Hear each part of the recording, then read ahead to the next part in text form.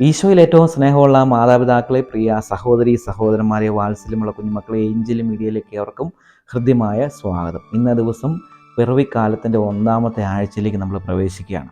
ഇന്ന ദിവസം ചിന്തിക്കുവാനും ധ്യാനിക്കുവാനുമായി തിരുസഭാ മാതാവ് നൽകിയിരിക്കുന്ന തിരുവചന ഭാഗം വിശുദ്ധ മത്തായി എഴുതിയ സുവിശേഷം 2-ാം അധ്യായം 1 മുതൽ 12 വരെയുള്ള വാക്യങ്ങളാണ്. ഇന്നത്തെ ഈ സുവിശേഷത്തിൽ ഈശോയുടെ ജനനവുമായി ബന്ധപ്പെട്ട് ഈശോയെ കാണാൻ വരുന്ന ജ്ഞാനികളെക്കുറിച്ചും ജ്ഞാനികളിൽ നിന്ന് ഒരു രക്ഷകനായ ഈശോ പിറന്നു വീണു എന്നുള്ള വാർത്ത അറിഞ്ഞ് അതിൽ അസ്വസ്ഥനാവുകയും ഈശോയെ വധിക്കാനായി പരിശ്രമിക്കുകയും ചെയ്യുന്ന ഹെറോദോസുമായി ബന്ധപ്പെട്ട ചിന്തകളാണ്.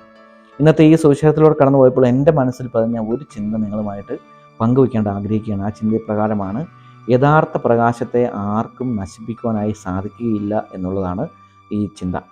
ഇന്നത്തെ ഈ സുവിശേഷത്തിൽ ഹെറോദോസ് രാജാവ് ജ്ഞാനികളിൽ നിന്നും ഒരു വാർത്ത അറിഞ്ഞ് വളരെ അസ്വസ്ഥനാവുകയാണ്. തൻ്റെ സാമ്രാജ്യ ശക്തിക്കുള്ളിൽ, അല്ലെങ്കിൽ ആ സാമ്രാജ്യത്തിനുള്ളിൽ തന്നെ ഒരു രക്ഷകൻ പിറന്നു വീണിരിക്കുന്നു എന്നുള്ള വാർത്ത കേട്ട് അദ്ദേഹം അസ്വസ്ഥനാവുകയാണ്. പിന്നീട് അതിനെക്കുറിച്ചെല്ലാം ഈ ഹെറോദോസ് രാജാവ് കൂടുതൽ അന്വേഷിച്ചറിയുകയാണ്.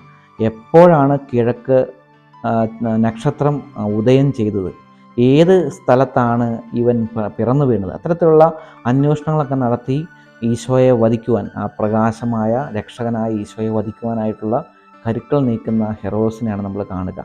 എന്നാൽ ഹെറോദസിന് സംഭവിച്ച എന്താണ്? യഥാർത്ഥ പ്രകാശമായ ഈശോയെ നശിപ്പിക്കുവാൻ പരിശ്രമിച്ച് തൻ്റെ ജീവിതം തന്നെ ചരിത്രത്തിൽ ഒരു ഏറ്റവും മോശമായ രാജാവെന്നുള്ള പേരുള്ള ഒരു രാജാവായിട്ട് അദ്ദേഹം മാറുകയാണ്.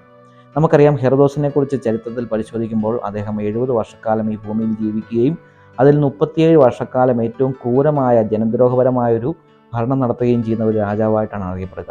30-ലധികം കുഞ്ഞുങ്ങളെ നിഷ്കരണം വധിച്ചു കളഞ്ഞ ഒരു രാജാവായിട്ടുകൂടി അദ്ദേഹം അറിയപ്പെടുന്നുണ്ട്. അങ്ങനെ ഈശോയെക്കുറിച്ച് എങ്ങനെ ഈശോയെ നശിപ്പിക്കാം എന്നുള്ള ചിന്തയിൽ മുഴുകി സ്വന്തം പേര് നശിപ്പിച്ച് കളഞ്ഞ ഒരു രാജാവിനെയാണ് നമ്മൾ ഇന്നത്തെ സുവിശേഷത്തിൽ കാണുക. ഒരു കഥയിപ്രകാരമാണ്, കുറച്ച് കുട്ടികൾ ഒരു ഗ്രാമത്തിൽ അവരുടെ വേനൽക്കാലത്ത് വെള്ളമൊന്നും ഇല്ലാത്ത സമയത്ത് ഒരു പുഴയുണ്ട്. ആ പുഴയിൽ നിന്നും അവരുടെ വീടുകളിലേക്ക് ബക്കറ്റിൽ വെള്ളം കൊണ്ട് പോവുകയാണ്. എല്ലാ കുട്ടികളുടെയും തലയിൽ വെള്ളമുണ്ട്. ബക്കറ്റിനുള്ളിൽ വെള്ളവുമായിട്ട് അവർ വീടുകളിലേക്ക് പോകുന്നു.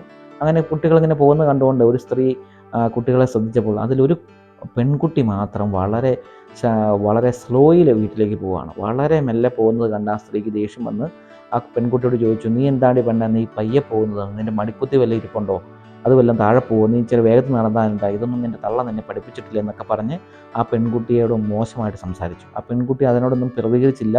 അവൾ മെല്ലെ തന്നെ അവളുടെ നടപ്പ് മുന്നോട്ട് കൊണ്ടുപോയി.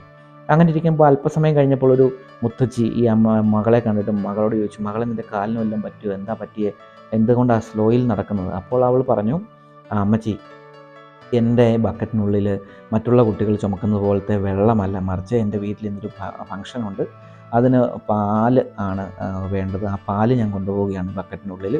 അപ്പോൾ പാലും കൊണ്ടുള്ള വിഭവങ്ങൾ, മോരും അതുപോലെ തന്നെ പാല് തിളപ്പിക്കാനൊക്കെ ആയിട്ട് ഒരു ബക്കറ്റ് പാല് വേണ്ടി വന്നു. അതൊരു വീട്ടിൽ നിന്ന് വാങ്ങിച്ചുകൊണ്ട് ഞാൻ പോകുന്ന കാഴ്ചയാണിത്. അതുകൊണ്ട് പാലായതുകൊണ്ട് എനിക്ക് മെല്ലെ നടക്കത്തുള്ളൂ. പാല് തുളുമ്പിപ്പോയാൽ വീട്ടിൽ ചെല്ലുമ്പോൾ പപ്പായും മമ്മിയും എന്നെ വഴക്ക് പറയും. മാത്രമല്ല വീട്ടിലെ കാര്യങ്ങളൊന്നും ഭംഗിയാകാതെ വരികയും ചെയ്യും. അതുകൊണ്ട് ഞാൻ വളരെ മെല്ലെ പോവുകയാണ്. മറ്റുള്ള കുട്ടികളുടെ വെള്ളം അല്പം താഴെ പോയാലും അവർക്ക് കുഴപ്പമില്ല, വെള്ളത്തിനും പാലിനും രണ്ട് വിലയാണല്ലോ. അങ്ങനെയൊക്കെ പറഞ്ഞ് അവൾ മെല്ലെ അവളുടെ യാത്ര തുറന്നു എന്ന ഒരു കഥയുണ്ട്.